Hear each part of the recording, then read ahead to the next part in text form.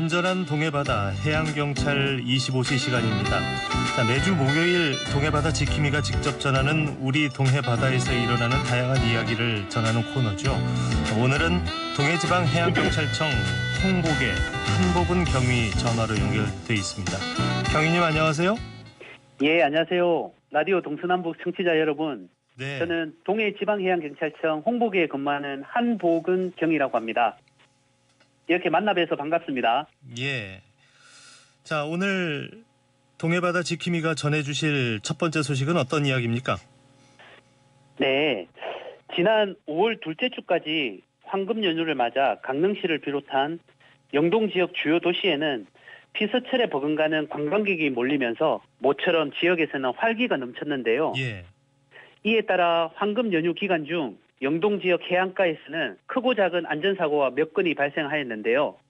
다행히도 신속한 구조 활동이 이루어져 사망사고는 발생하지 않았습니다.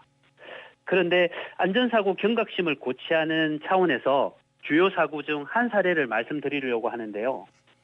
지난 10일 오후 6시 10분경 연휴를 맞아 속초 바다를 찾았던 60대 부부가 외홍치항 방파제 테트라보드 위를 걷다가 아내분이 갑자기 미끄러져 바다로 추락하게 되었는데요.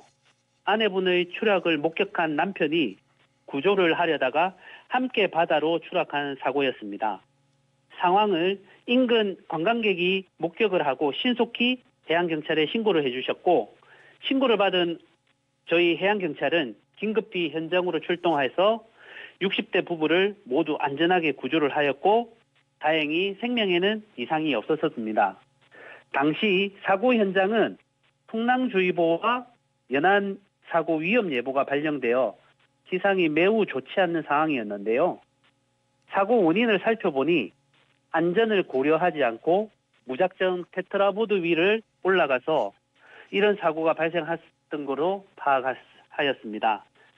바다 날씨가 나쁠 때는 방파제 출입을 금지해 주시고 날씨가 좋을 때도 테트라보드 위에서는 절대 올라가시지 않도록 다시 한번 당부를 드립니다. 예, 맞습니다.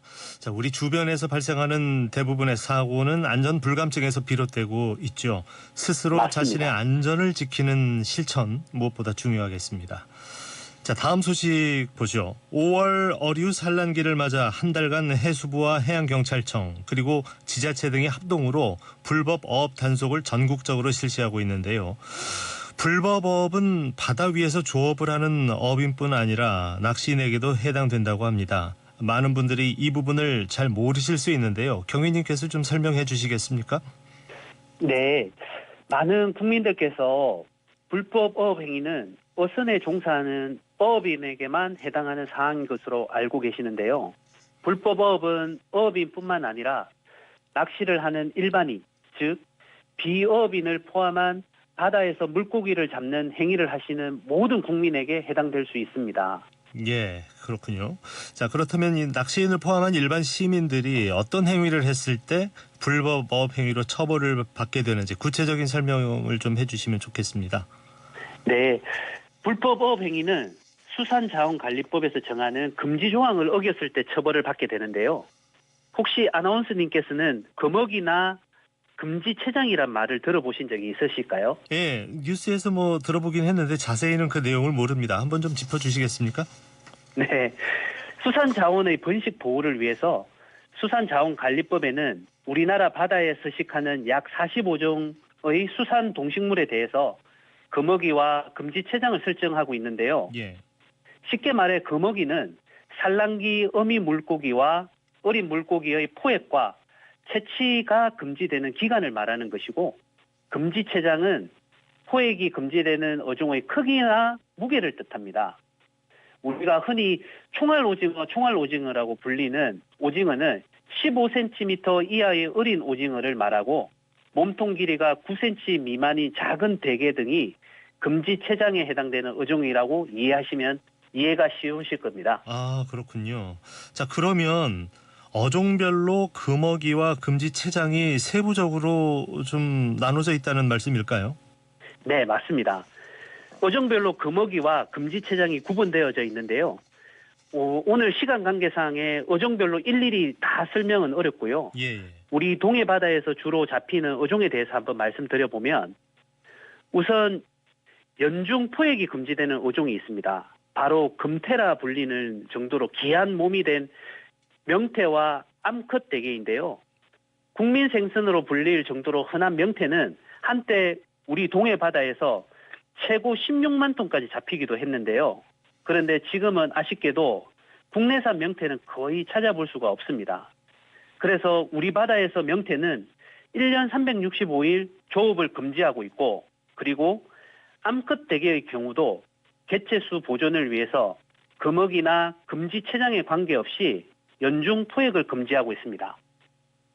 한편 시기별, 체장별로 포획 금지되는 어종도 별도로 정해져 있는데요. 예. 우리가 잘 아는 동해바다의 명분인 살오징어는 4월 1일부터 5월 31일까지, 고등어는 4월 1일부터 6월 30일까지, 그리고 낚시객이 좋아하시는 감성돔은 5월 1일부터 5월 31일까지, 참문어의 경우 5월 16일부터 6월 30일까지, 그리고 수컷 대게의 경우 6월 1일부터 6월 30일까지 각각 금어기간으로 설정하고 있습니다. 또한 이외에도 포획이 기간으로 정하는 것이 아니라 크기나 무게에 따라 정하는 금지 체장이 있는데요. 예. 예를 들어 감성돔의 경우 금어기 기간이 지났다고 해서 무조건 포획할 수 있는 게 아니고, 크기가 25cm 이하의 금어기 기간 중에도 연중 포획을 할 수가 없습니다. 또한 참돔의 경우는 24cm 이하, 가자미류는 20cm 이하, 볼락은 15cm 이하, 대게의 경우 앞에도 말씀드렸듯이 9cm 이하의 대게는 절대 포획이 금지되어 있습니다. 그리고 동해안을 대표하는 대문어의 경우 크기가 아닌 무게로 금지하는데요. 무게가 600g 미만인 대문어의 경우 포획이 불가하니 꼭 참고해 주시기 바랍니다. 예. 자, 우리 동해 바다의 물고기 보호를 위해 설정해 놓은 금어기와 금지 체장에 대해서 청취자분들께서 꼭 숙지를 하시면 좋겠습니다. 자, 그런데 경위님, 만약에 어업인과 일반 시민이 위 금지 기간과 체장을 지키지 않았을 때 어떤 처벌을 받게 됩니까? 네. 만약 금어기나 금지 체장을 어겨서 적발되면 어업인의 경우 2년 이하의 징역 또는 2천만 원 이하의 벌금이 처해질 수 있고, 낚시인을 비롯한 비어업인의 경우 80만 원의 과태료가 부과될 수 있습니다. 따라서 국민들께서는 소중한 우리 수산자원 보호를 위해서 금어기와 금지 체장을 꼭 기억해 주시고, 혹시나 포획을 하게 되신다면 현장에서 즉시 방류를 해주시면 감사하겠습니다. 예, 그렇군요. 예. 자, 우리 미래 후손들을 위해 소중한 해양 자원을 좀 더 아끼고 잘 보호해 나갈 수 있도록 좀 더 관심을 가져야겠습니다. 자, 다음 소식입니다. 5월부터 수온이 올라가면서 서핑을 비롯한 수상 레저 활동이 본격적으로 증가하고 있는데요. 그런데 오는 6월 21일부터 개정된 수상 레저 안전법이 시행됩니다. 어떤 내용이 개정이 됐는지 좀 알려주시겠습니까? 예. 현행 수상 레저 안전법상 음주 상태에서 수상 레저 기구 조종 시 처벌이 되는 대상은 수상 오토바이나 모트보트, 고무보트 등 추진 기관을 이용하여 운항하는 동력 수상 레저 기구에만 단속 대상으로 규정하고 있었는데요. 예.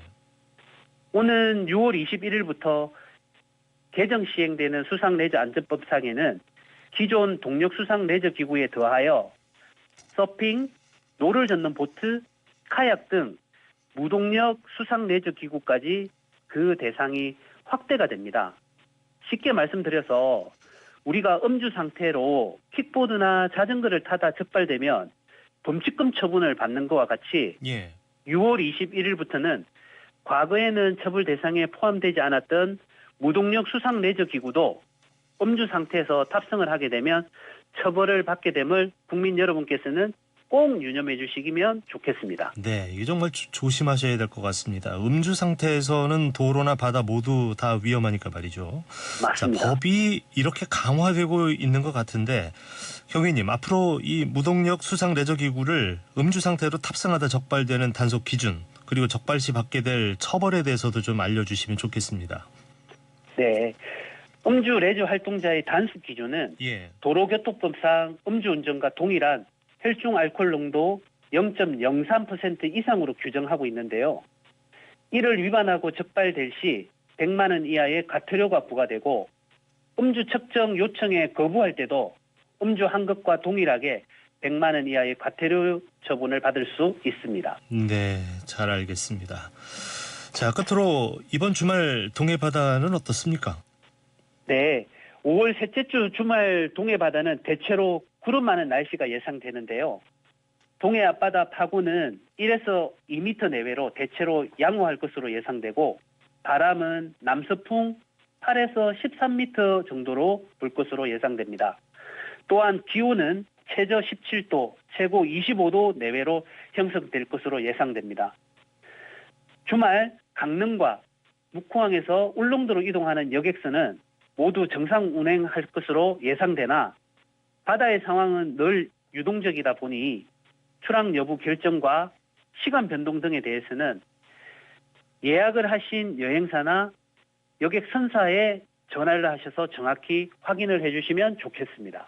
예. 잘 알겠습니다. 지금까지 동해지방해양경찰청 홍보계 한복은 경위와 함께 했습니다. 자, 오늘 말씀 감사드립니다. 안전한 동해바다 해양경찰 25시는 동해지방해양경찰청 지원으로 제작되었습니다. 고맙습니다. 감사합니다.